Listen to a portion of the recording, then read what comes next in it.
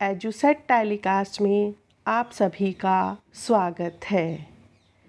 मैं श्रीमती अन्नू, प्रवक्ता राजनीति विज्ञान, government senior secondary school Khedar, जिला हिसार, आपके समक्ष लेकर आई हूँ कक्षा 12 नियोजित विकास की राजनीति का भाग 2। इनका मुख्य विषय रहेगा नियोजित विकास की राजनीति, आर्थिक विकास के विषय में कि किस प्रकार से भारत ने विकास के विभिन्न मॉडलों में से एक मॉडल को चुना और योजना आयोग और नियोजन के तहत पंचवर्षीय योजनाओं को माध्यम बनाकर अपना आर्थिक विकास शुरू किया। आज के मुख्य उपविषय रहेंगे भूमि सुधार, हरित क्रांति, श्वेत क्रांति। नीति आयोग के विषय में हम लेक्चर में जानेंगे। नीति आयोग के कार्य, उद्देश्य और नीति आयोग की रचना के विषय में हम विस्तार से चर्चा करेंगे। इसके बाद समय रहेगा गृह कार्य का। अध्याय में आपने बहुत सारी पंचवर्षीय योजनाओं के विषय में पढ़ा। क्या आपके दिमाग में ये प्रश्न उत्पन्न हुआ कि सभी पंचवर्षीय योजनाएं लगभग 5 वर्षों के लिए चली, लेकिन कहीं कहीं बीच में कुछ गैप या रिक्त स्थान उन पंचवर्षीय योजनाओं के विषय में आपको दिखाई दिया? आइए चर्चा करते हैं सबसे पहले इसी विषय पर, अल्पकालीन योजनाएं। प्यारे बच्चों, आपने देखा कि 2 पंचवर्षीय योजनाएं क्या है लगभग लगातार जारी रही। उसके बाद तीसरी पंचवर्षीय योजना के बाद 1966 में जब चौथी पंचवर्षीय योजना को लागू करने का समय आया, तो उस समय आपको वहाँ पर 3 वर्ष तक का रिक्त स्थान दिखलाई दिया। उसका कारण यह था क्योंकि 1965 में भारत का चीन के साथ युद्ध हुआ। 1965 के युद्ध के कारण भारतीय अर्थव्यवस्था पर आर्थिक बोझ बढ़ गया। इस समय देश को 2 युद्धों का सामना करना पड़ा, एक तो 1965 का और दूसरा 1971 का, जो बांग्लादेश को लेकर भारत और पाकिस्तान के बीच हुआ था। इसके बाद आगे चलते हुए आपको दिखलाई दिया कि 5वीं पंचवर्षीय योजना 1974 से 1989 तक चली थी, लेकिन वह भी 1978 में समाप्त कर दी गई और उसकी जगह पर 2 1 वर्षीय योजनाएं चलाई गई। यहाँ कारण यह रहा क्योंकि भारत में बहुत बड़ा सत्ता परिवर्तन यहाँ पर इस समय देखने को मिला, क्योंकि आज़ादी के वर्षों के बाद से हमेशा ही कांग्रेस की सरकार केंद्रीय सत्ता में रही और उसका शासन हमने देखा। पिछले अध्याय में आपने बड़े ही विस्तार से कांग्रेस के प्रभुत्व के दौर को देखा और समझा। तो यही एक सबसे बड़ा कारण था यहाँ पर कि जिसके कारण यहाँ पंचवर्षीय योजनाओं में आपको गैप दिखलाई दिया। 1979 में जनता पार्टी की सरकार अस्तित्व में आई और उसने जो 5वीं पंचवर्षीय योजना थी उसे 1978 में ही समाप्त कर दी। लेक्चर में हम आगे बढ़ते हैं भूमि सुधार के साथ। पिछले लेक्चर में आपने देखा कि विभिन्न पंचवर्षीय योजनाओं के लागू होने के बाद देश में एक चर्चा का मुख्य विषय रहा पंचवर्षीय योजनाओं के माध्यम से जो आर्थिक खर्च है वो सार्वजनिक क्षेत्र में किया जाए या फिर निजी क्षेत्र में किया जाए। इसके अतिरिक्त वहाँ पर एक विवाद और आपको दिखलाई दिया कि कृषि पर अधिक खर्च किया जाए या फिर उद्योगों पर अधिक बल दिया जाए। इन सभी कारणों से जो आवाज़ उठ रही थी देश में बार बार कि उद्योगों पर बल दिया जाए, या विश्व में बाहर जो दूसरे देशों के कारण परिवर्तन या असर हमारे भारत पर पड़ रहा था, उसके कारण हमने क्या है उद्योगों की तरफ कदम बढ़ाया था। लेकिन आप सभी जानते हैं कि भारत जो है शुरू से ही कृषि प्रधान देश रहा है। अब ऐसा क्या हुआ कि एकदम से क्या है भूमि सुधारों की आवश्यकता मालूम हुई। ये भी क्या है प्यारे बच्चों, कई कारण रहे थे जिसके कारण क्या है भूमि सुधार की आवश्यकता महसूस हुई। बहुत सारी प्राकृतिक आपदाएं इस दौरान आई, बहुत सारे युद्धों को हमने इस दौर में क्या है देश ने फेस किया, जिसके कारण क्या है भूमि सुधारों की आवश्यकता उभर कर सामने आई। भूमि सुधारों में सबसे पहला था जमींदारी प्रथा का अंत।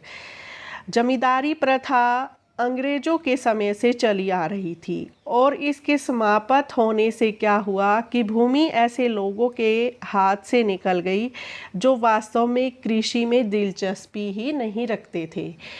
आपको याद होगा इतिहास के झरोखों के माध्यम से कि क्या है हम हमेशा ही अपनी पुस्तकों में क्या है जमींदारी प्रथा के विषय में पढ़ते आ रहे थे। हम हमेशा पढ़ते थे कि किस प्रकार से जमींदार क्या है भूमि के स्वामी होते थे और उस पर जो कार्य करने वाले क्या है अन्य किसान वो जमींदारों के कर्ज के बोझ के तले दबे रहते थे, जिसके कारण क्या है समाज में असमानता और अन्य बुराइयां आ चुकी थी। बहुत सारे समाज सुधारकों ने इस जमींदारी प्रथा को समाप्त करने के लिए उस दौर में आवाज़ उठाई और जिसके कारण क्या है सरकार के माध्यम से क्या है इस जमींदारी प्रथा को समाप्त कर दिया गया। इस जमींदारी प्रथा के समाप्त होने से क्या हुआ कि जो जमींदार थे वो राजनीति पर भी दबदबा रखते थे और उनका ये जो दबदबा कायम रखने की जो नीति थी वो भी अब क्या है सिमट चकबंदी। पुराने समय में किसान जो है उसकी भूमि छोटे छोटे टुकड़ों में बटी हुई थी और यह टुकड़े बिखरे हुए होते थे, यानी कि यदि एक किसान के पास भूमि के कई टुकड़े हैं तो उनमें से एक टुकड़ा किसी जगह पर और दूसरा टुकड़ा जो है किसी अन्य जगह पर होता था, जिसके कारण किसान को खेती करने में बड़ी दिक्कत आती थी और इसके साथ साथ क्या है खेतों को संभालना भी बड़ा मुश्किल होता था। जोतों की चकबंदी से भूमि के सभी टुकड़े एक स्थान पर होने से किसान को खेती करने में क्या है अब सुविधा हो गई। काश्तकारों को अधिक कानूनी सुरक्षा प्रदान की गई। काश्तकार किसी अन्य की जमीन पर कार्य करते थे, उसे बटाई पर जोतते थे, उन्हें भी ज़्यादा कानूनी सुरक्षा प्रदान की गई, लेकिन इस कानून पर शायद ही जो व्यवहार में कम अमल हुआ। खाद्य संकट जो मुख्य उपविषय है नेक्स्ट वो है खाद्य संकट। 1940 और 1950 का जो दशक था उसमें हमने कृषि पर अधिक बल दिया अपनी पंचवर्षीय योजना में और उसके परिणाम स्वरूप क्या हुआ कि खाद्यान्न में वृद्धि होने लगी थी और जनसंख्या की वृद्धि दर के अनुसार ही खाद्यान्न में भी वृद्धि दर धीरे धीरे करके बढ़ोतरी कर रही थी। लेकिन 1960 के दशक में कृषि की दशा क्या है बद से बदतर हो गई और खाद्य संकट जो है वो देश के सामने उत्पन्न हो गया और इस खाद्य संकट के निम्नलिखित कारण थे। पहला था 1965 से 1967 के बीच देश के अनेक हिस्सों में क्या है सूखा पड़ गया। बारिश न होने के कारण क्या है किसान अपनी जो फसलें हैं वो समय पर नहीं उगा पाए, जिसके कारण क्या है जो पानी की कमी से बहुत सारी जो फसलें हैं वो बर्बाद हो गई। इसी अवधि में भारत ने 2 युद्धों का सामना किया था, जैसा कि मैंने अभी लेक्चर में पीछे डिस्कस किया था आपके साथ कि 1965 में भारत चीन युद्ध हुआ और 1971 में क्या है भारत और पाकिस्तान के बीच युद्ध हुआ था बांग्लादेश के प्रश्न को लेकर। इससे क्या हुआ कि विदेशी मुद्रा का जो संकट है वो देश को झेलना पड़ा। तीसरा मुख्य कारण था खाद्य संकट से सबसे अधिक प्रभावित देश का जो हिस्सा था वो कौन सा था, वो बिहार था। बिहार के 9 जिलों में अनाज की जो पैदावार है वो सामान्य स्थिति की तुलना में आधी से भी कम थी।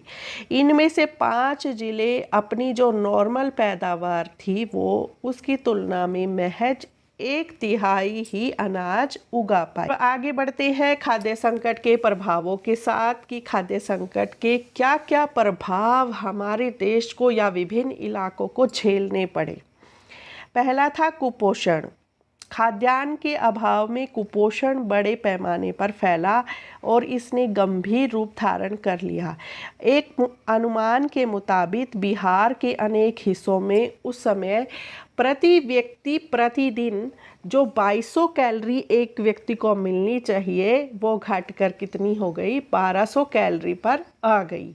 जबकि एक सामान्य आदमी के लिए रोजाना कितनी कैलोरी ज़रूरी होती है, 2450 कैलोरी भोजन में उसको डाइट के रूप में अवश्य ही मिलनी चाहिए। तो दर का बढ़ना कि जब अकाल पड़ गया और कुपोषण कि मनुष्य को अपनी जो बैलेंस डाइट है वो नहीं मिल पाई तो उसके कारण क्या है धीरे धीरे करके मृत्यु दर भी बढ़ गई।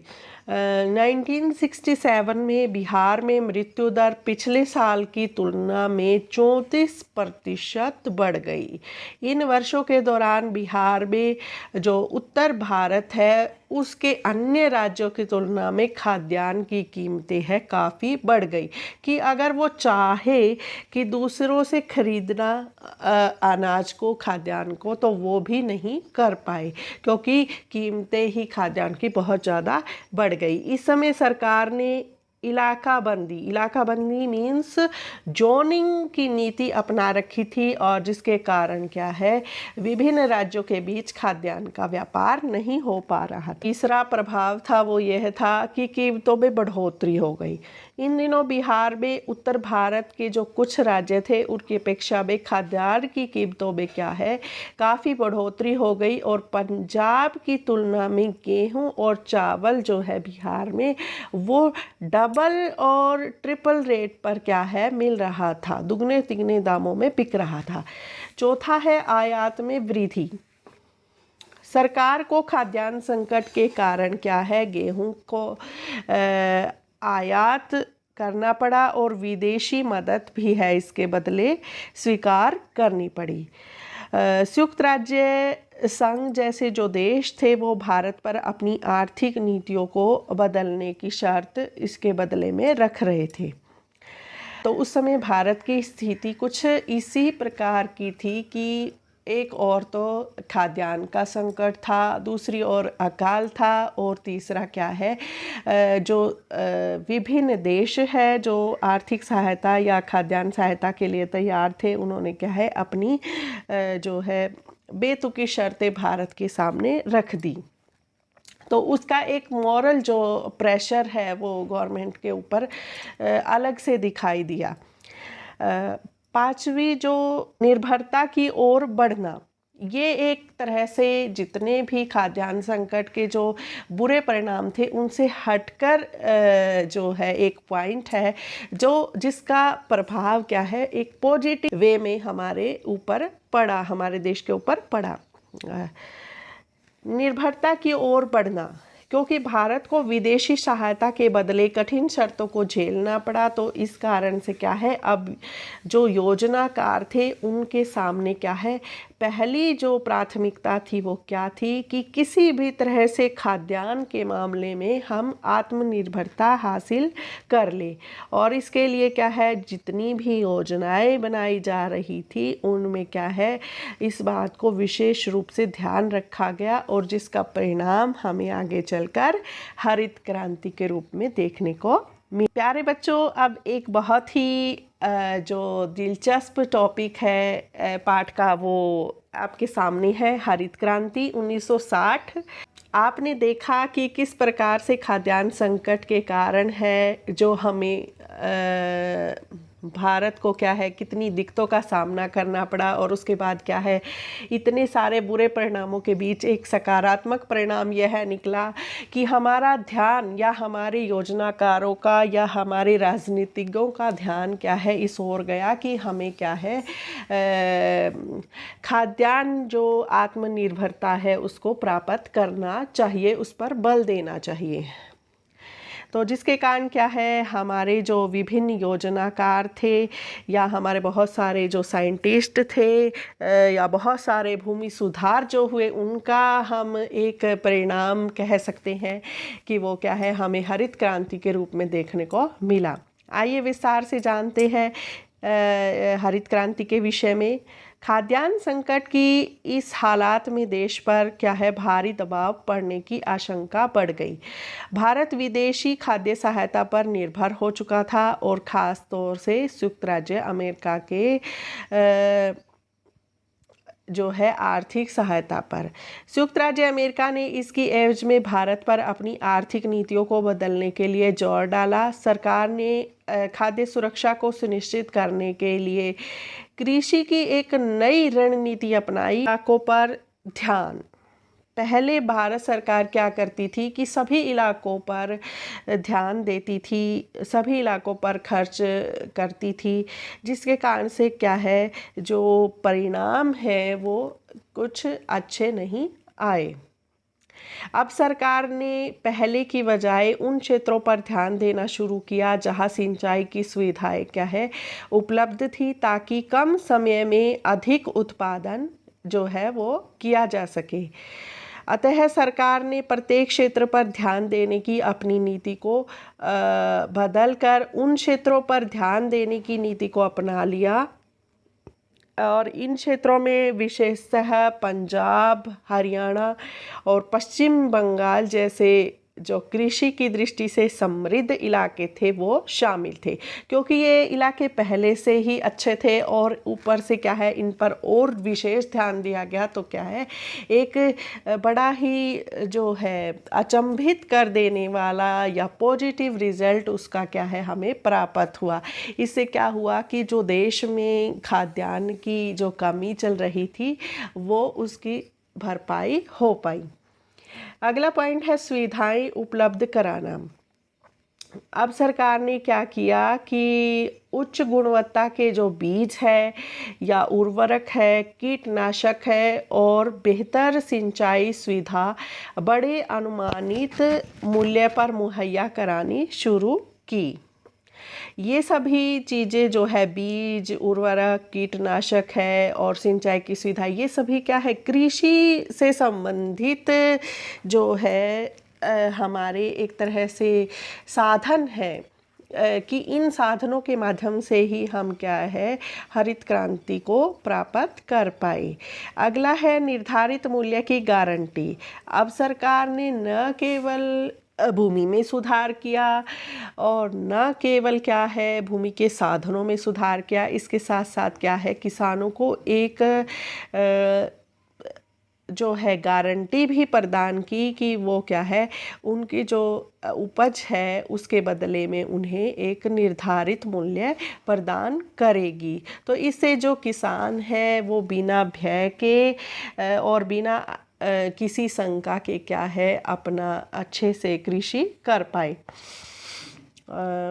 1960 के दशक में उन्नत बीज, खाद, उर्वरक यानी कि कीटनाशक और अच्छी सिंचाई सुविधाओं का प्रयोग करके खेती के क्षेत्र में, विशेषकर खाद्यान्न फसलों के उत्पादन में जो वृद्धि हुई उसे ही हरित क्रांति कहा जाता है। चलते हैं हरित क्रांति के क्या क्या परिणाम हमें देखने को मिले। हरित क्रांति के परिणाम स्वरूप खाद्यान्न फसलों के उत्पादन में, विशेषकर गेहूं की पैदावार में क्या है, बढ़ोतरी हुई, और जिससे देश में खाद्यान्न में आत्मनिर्भरता को प्राप्त किया।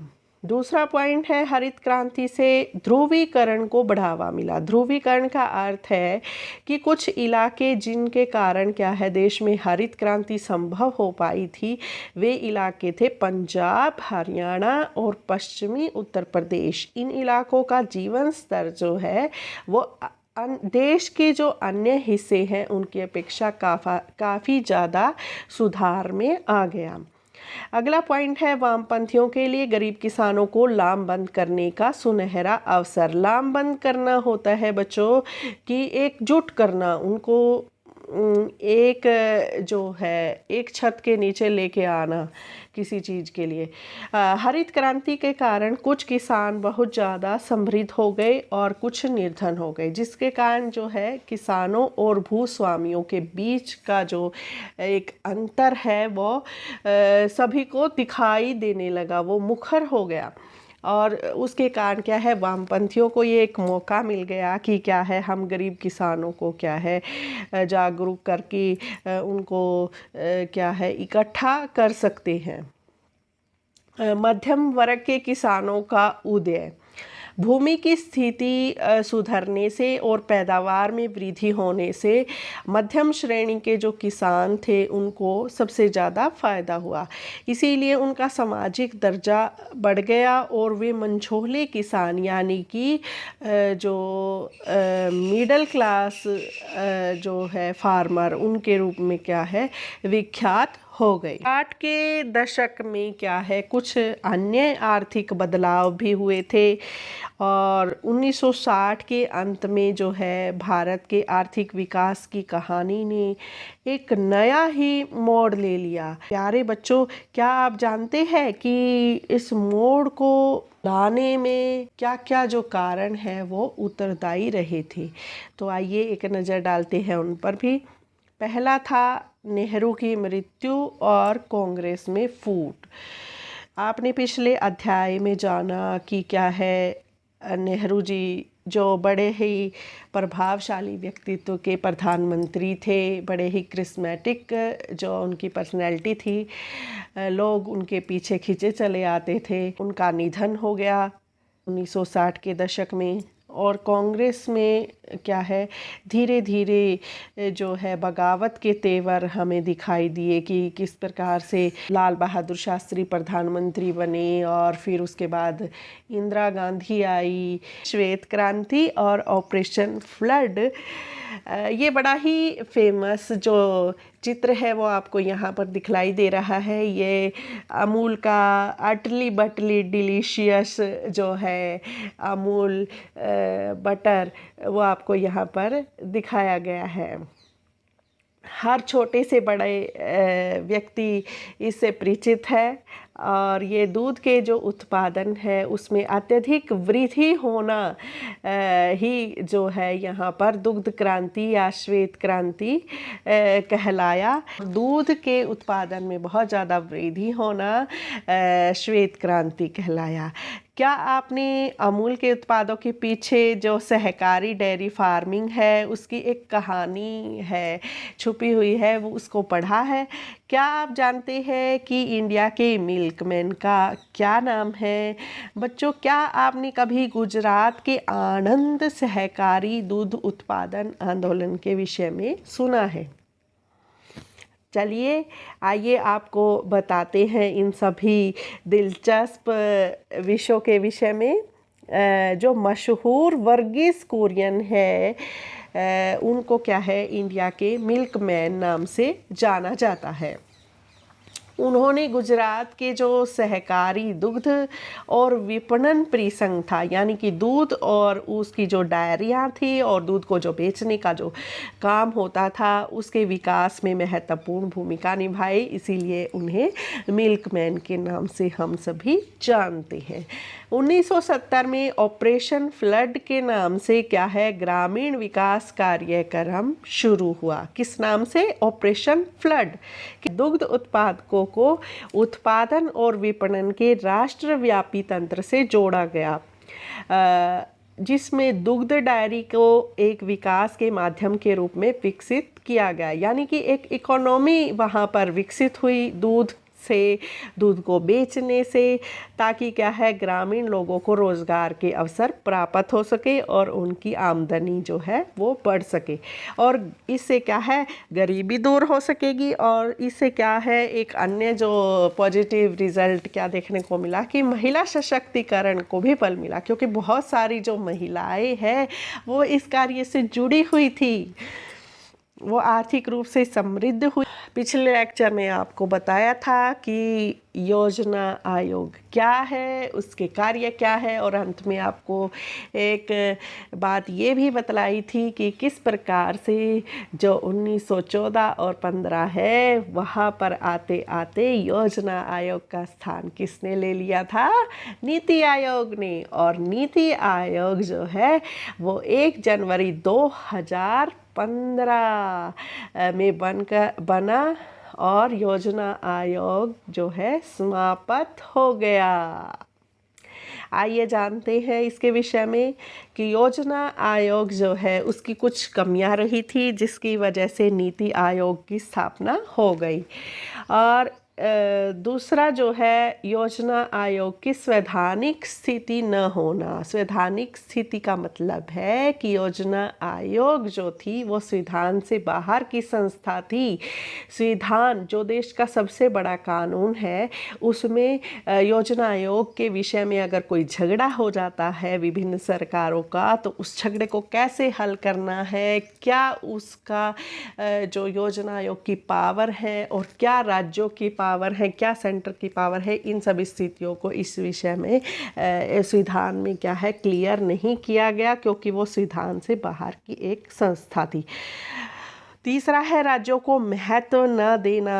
आपने देखा कि जितनी भी बड़ी बड़ी पंचवर्षीय योजनाएं बनी उन सब में केंद्र सरकार को या केंद्रीय समस्याओं को ही महत्व दिया गया।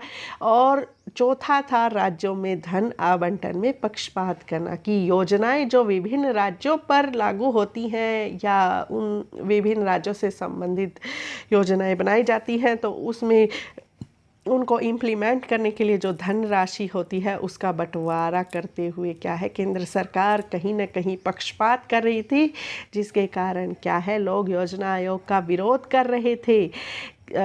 नेक्स्ट पॉइंट है केवल केंद्रीय समस्याओं पर अधिक बल देना, कि जितनी भी सेंटर की प्रॉब्लम थी उनको ही विशेष रूप से योजना आयोग के द्वारा उठाया जाता था, उन पर ही ध्यान केंद्रित किया जाता था, जिसके कारण जो राज्यों की समस्याएं हैं वो जो कि त्यों बनी रही। और इससे राज्यों की जो राजनीति है वो भी कहीं ना कहीं प्रभावित हो रही थी। छठा है सभी राज्यों के लिए एक जैसी योजनाएं बनाना, कि जितने भी राज्य हैं उन पर एक जैसी योजना बनाकर थोप देना, जो कि क्या है सरासर गलत है। क्योंकि आपको पता है बच्चों कि क्या है प्रत्येक राज्य की जो समस्या है वो अलग अलग होती है। ठीक उसी प्रकार से जिस प्रकार से क्या है अलग अलग बच्चों की प्रॉब्लम्स अलग अलग होती है ना। आगे बढ़ते हैं हम कि जो प्रधानमंत्री है उन्होंने क्या है संघवाद को बढ़ावा देने के लिए और देश के सभी राज्यों को विकास प्रक्रिया में भागीदार बनाने के लिए योजना आयोग के स्थान पर क्या है नीति आयोग की स्थापना की थी। योजना आयोग की तरह नीति आयोग भी क्या है संविधान से बाहर की संस्था है, और ये बात आप बिल्कुल अच्छे से याद रखेंगे। नीति आयोग की स्थापना के उद्देश्य केंद्र और राज्य दोनों मिलकर देश के विकास में सहयोग करेंगे। आपको दिखलाई दे रही है कि एन से क्या है नेशनल, और आई से है इंस्टीट्यूशन, आर फॉर और टी से है ट्रांसफॉर्मिंग, और फिर दोबारा आई से है इंडिया, यानी कि Indian institution for transforming India. ये नीति आयोग की विस्तृत फॉर्म है। थिंक्स मोर एंड चेंज मोर यहाँ पर लिखा हुआ है। और साथ ही जो नीति आयोग के उद्देश्य आपको साइड में दिखाई दे रहे हैं कि सहयोगात्मक संवाद को बढ़ावा देने के लिए नीति आयोग को बनाया गया। अगला है समस्याओं के व्यवहारिक हल पर बल देना और देश के विकास के लिए योजनाएं बनाना और आवश्यकता पड़ने पर उनमें क्या है, परिवर्तन करना। आर्थिक नीतियाँ बनाते हुए देश की सुरक्षा को महत्व देना, ये यहाँ पर सबसे बड़ी और विशेष बात है कि देश की जो सुरक्षा है उसको अपनी आर्थिक नीतियों में स्थान देना। ज्ञान, नवाचार और उद्यमिता को बढ़ावा देना ही नीति आयोग का उद्देश्य है। पर्यवेक्षण और मूल्यांकन पर बल देना भी और नीति आयोग के कार्य है बड़े ही सुनहरे फ्लिपकार्ट्स में आपको दिखाई दे रहे हैं। यहाँ पर आपको दिखाई दे रहा है निर्देशन, सतत भागीदारी, सुरक्षा का महत्व, सहयोगी संवाद और नियंत्रण की जो स्ट्रक्चर है, संरचना है, आइए उसके विषय में जान लेते हैं। नीति आयोग जो है उसके अध्यक्ष देश के प्रधानमंत्री होते हैं। तो इस समय देश के प्रधानमंत्री नरेंद्र मोदी जी है और वो क्या है, नीति आयोग के अध्यक्ष है। अध्यक्ष जो नीति आयोग के हैं फिलहाल वो राजीव कुमार है। इसके अतिरिक्त यहाँ पर आपको दिखाई दे रहे हैं पदेन सदस्य। उपाध्यक्ष भी पदेन सदस्य होता है नीति आयोग का। और यहाँ पर 4 आपको तारांकित जो है दिखाई दे रही है चीज़ें। गृह मंत्री, वित्त मंत्री है, रक्षा मंत्री है और कृषि और कल्याण मंत्री, यानी कि ये चारों क्या है, मंत्री हैं। और मंत्री कौन से, केंद्रीय मंत्रिमंडल के मंत्री हैं। ये इस समय जो है नीति आयोग के पदेन सदस्यों में गृह मंत्री अमित शाह जी, वित्त मंत्री निर्मला सीतारमण और रक्षा मंत्री राजनाथ सिंह, कृषि और कल्याण मंत्री नरेंद्र सिंह तोमर, इनको शामिल किया गया है। 5 पूर्णकालिक सदस्य, मुख्य सचिव पहला जो है पूर्णकालिक सदस्य होता है। और फिलहाल अमिताभ कांत जो हैं, जिन्हें नीति आयोग के सीईओ जो है वो कहा जाता है, वो यहाँ शामिल हैं। दूसरा है विवेक देवराय है, तीसरे वी के सारस्वत है, चौथे रमेश चंद्र है और 5वें विनोद पाल है। ये सभी जो है हम ये कह सकते हैं इन शॉर्ट कि यहाँ पर जो है सब्जेक्ट स्पेशलिस्ट हैं या फिर जिनको क्या है नीति बनाने में विशेष महारत हासिल है या उनका मुख्य विषय इस प्रकार का है जिसके कारण उनको यहाँ शामिल किया गया है। विशेष आमंत्रित सदस्य भी नीति आयोग में होते हैं और इस समय विशेष आमंत्रित सदस्यों में सड़क एवं परिवहन मंत्री नितिन गडकरी जी, दूसरा सामाजिक और न्याय मंत्री थावर चंद गहलोत, तीसरा रेल मंत्री पीयूष गोयल और चौथा है योजना मंत्री राव इंद्रजीत सिंह आपको दिखलाई दे रहे हैं। हमने जाना भूमि सुधार के विषय में, हाँ, कि किस प्रकार से क्या है जमींदारी प्रथा को समाप्त करके जोतों की चकबंदी करके काश्तकारों को जो है कानूनी सहायता प्रदान करके क्या है भूमि सुधार किए गए।